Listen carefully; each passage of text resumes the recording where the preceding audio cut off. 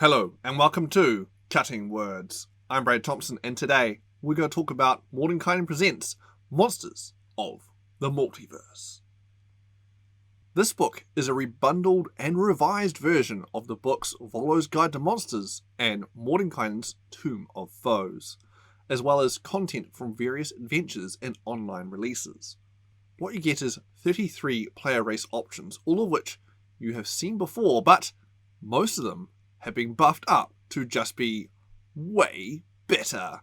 Racial abilities that were clearly gained from an assumed culture have been either stripped away or rethemed to be more inherently obtained.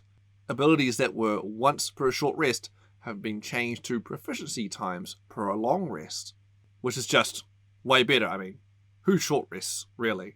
Natural weapons like claws have been boosted to a D6 damage instead of a D4. So you might actually want to use them now. All racially gained spells can be recast with spell slots gained from your class.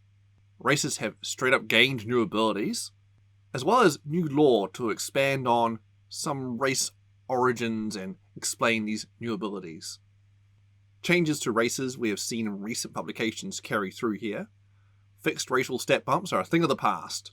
All races have the option for any +2 and +1 or 3+1s you want, signalling the age of the mountain dwarves and their half-elves with their mighty 4 stat bumps are coming to an end. The basic PHP races pale in comparison to the power level and the amount of abilities these revamped race options have. I hope the PHP races are brought up to this level when they redo the player's handbook, but it is still a few years away. Why would you ever play a PHP elf when the Monsters of Multiverse elves are so much better? In addition to the updated player races, nearly all the monster and NPC stat blocks from Volo's and Mordenkainen's have been updated and reprinted in this book, in alphabetical order, so you can actually find them. Most stat block changes have been pretty minor. Hit point bump there, creature type change there. Creatures that did magical bludgeoning or slashing damage before now do force damage. Take that, barbarians. NPC spellcasting has been changed from sorted by spell levels with spell slots to an alphabetical pile of spells, which personally I found less helpful, as when I'm running a Betty spellcaster I figure they're going to live no longer than 3 rounds. So just start with your highest level spell and work your way down from there. Despite rumours of the death of Counterspell, NPCs still have access to spells that they would cast during combat, so still plenty to counterspell.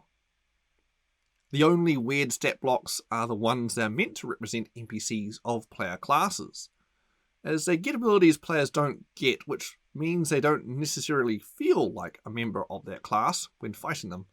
Most monster combat-wise either got a bump in combat power or stayed the same, with one exception. The martial arts adept got nerfed hard. No longer can they spam stunning strikes.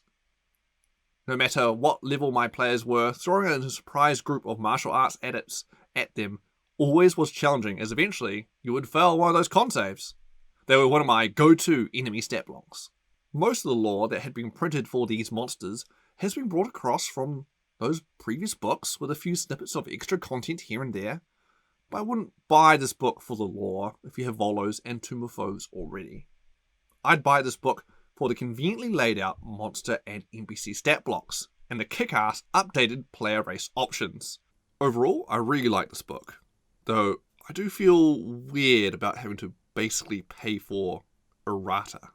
I'll be going through covering all the race changes in another video coming out soon. So that's Mordenkainen Presents The Monsters of the Multiverse. Or MUM, for short. Anyway, I recommend picking up this book when it hits the shelves in May for the player race options alone. They're pretty good. Don't forget to subscribe to the channel so you don't miss any of my videos. Until next time, I'm Brad Thompson, and this has been Cutting Words. See ya.